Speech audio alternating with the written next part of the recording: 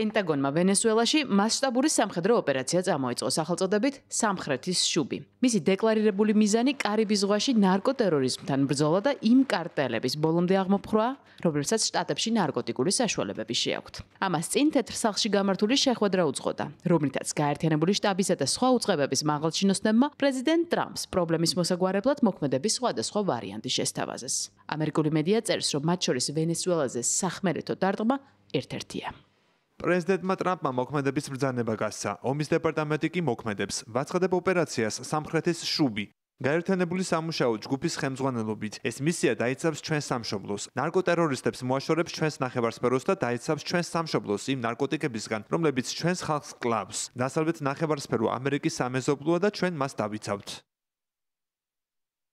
ომის მინისტრს დეტალებზე არ უსაუბრია. შესაბამისად, უცნობია რა ფორმა ეკრება ნარკოკარტელებთან ბრძოლას კარიბის ზღვაში და რით იქნება ეს მისია განსხვავებული იმისგან, რასაც ამერიკის შეერთებული შტატები ლათინური ამერიკის წყლებში ბოლო პერიოდია ახორციელებს. კერძოდ, ნარკოკარტელებზე ჰაერიდან დარტყმებით, რასაც ამ დროისთვის 80-მდე გადამზიდავი ემსხვერპლა. ვაშინგტონი რომ არ ხუმრობს, ამაზე მისი სამხედრო კონტინგენტიც მიუთითებს რეგიონში. პუერტო-რიკოში დისლოცირებული ამერიკული ავიამზიდი ჯერალდ ფორდი, გამანადგურებლები, ათობით სამხედრო გემი და თვითმფრინავები მხოლოდ ნაწილია იმისა, რაც უკანასკნელ კვირებში შტატებმა მეზობელ კონტინენტზე განათავსა. 12,000-მდე მეზღვაურითა და საზღვაო ქვეითით.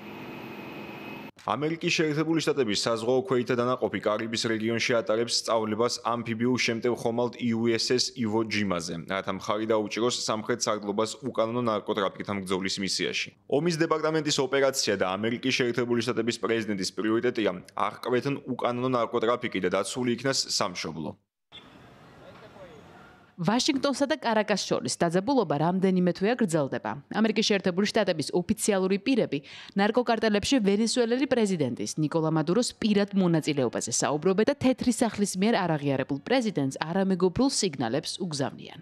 ვენესუელაში თვლიან, რომ ვაშინგტონის რეალური მიზანი სწორედ პრეზიდენტი მადუროს ხელისუფლებიდან ჩამოშორებაა. თავად ნიკოლას მადურო თვლის, რომ ვაშინგტონი ვენესუელას ირგვლივ სტარ ნარატივებს ქმნის, რომელსაც უცნაურსაც კი უწოდებს. ამერიკული ზეწოლის ფონზე მას მოსახლეობის ნაწილმა მხარდაჭერაც გამოუცხადა. ჩვენ ვართ მართლები, რადგან ვიცავთ ჩვენს მიწას და მშვიდობის უფლებას. ჩვენ ვართ მართლები და ჩვენ გვაქვს ძალა. რა მშვენიერია, რომ ამის თქმა შეგვიძლია, რომ გქონდეს ჩვენი ახალგაზრდობისა და მთელი მოსახლეობის ლოიალურობა და სიყვარული. თქვა, რომ ჩვენი სამშობლო გააგრძელებს ტრიუმფს სუვერენობის, მშვიდობისა და იმ საზოგადოების გზაზე, რომელიც უნდა ავაშენოთ.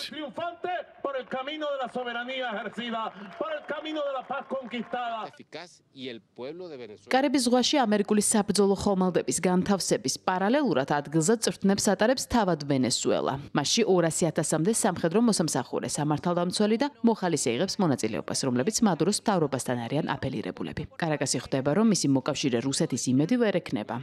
უკრაინის ომით გადაღლილი ვლადიმერ პუტინი მადუროს იმ წერილსაც გულგრილად შეხვდა, რომელშიც ის რაკეტებსა და რუსული წარმოების მოიერიშეების შეკეთებას ითხოვდა. მოსკოვი ვაშინგტონთან შესაძლო კონფრონტაციას მოერიდება. თუ ვითარება გართულდა ვენესუელის სახით, კრემლი ამერიკის მეზობლად ყველაზე ახლო მოკავშირეს დაკარგავს. იმედი გვაქვს, რომ არ იქნება მიღებული იმგვარი გადაწყვეტილებები, რომლებიც კარიბის აუზისა და ვენესუელას ირგვლივ ვითარების დესტაბილიზაციას გამოიწვევს. იმედია, რომ ყველაფერი საერთაშორისო სამართალთან იქნება შესაბამისობაში.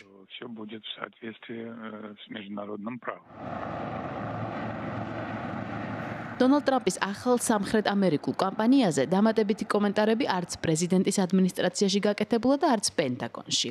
ოპერაცია სამხრეთის შუბის მასშტაბები ჯერ ისევ გამოსაკვეთია.